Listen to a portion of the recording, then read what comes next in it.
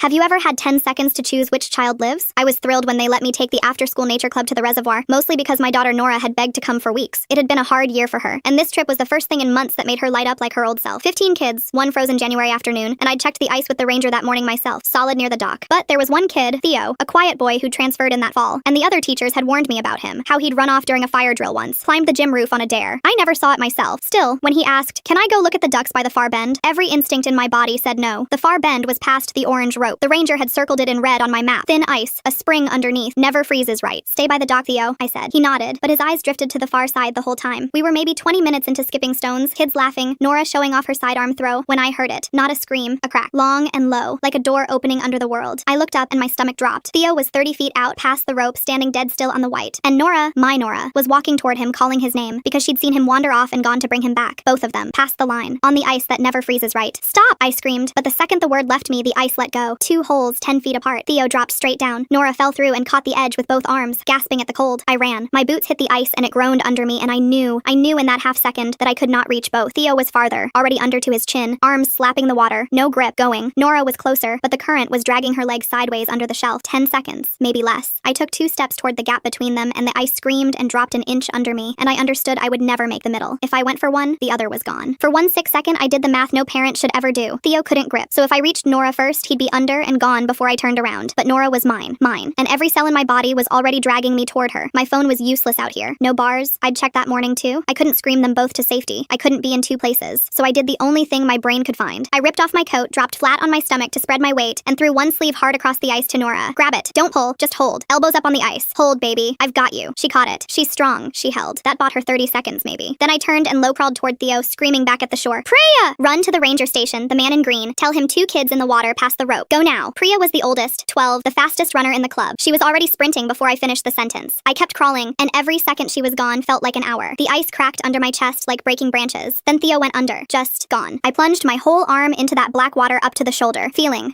nothing. And for 1 second, I was sure I'd lost him. Then fingers. A hand. I locked onto his wrist and hauled, and he came up coughing lake water. Eyes rolled white with the cold. I dragged him up onto my chest and started sliding us both backward, still gripping my daughter's lifeline in my other fist, spread flat like a starfish so the ice wouldn't take all 3 of us. I could hear Nora crying, still holding, still there. Then boots. Heavy ones. The ranger came out on a red rescue sled with a rope already paying out behind him, Priya pointing from the bank the whole way. He reached Nora first because she was closest, clipped a strap under her arms, dragged her back, then threw the line to me and Theo, and pulled us across the shelf inch by screaming inch until there was solid ground under my knees. Theo threw up a stomach of lake water and started breathing. Nora slammed into me so hard we both went down in the snow, and I just sat there, soaked to the bone, a shaking kid under each arm, both of them alive, refusing to let go of either one.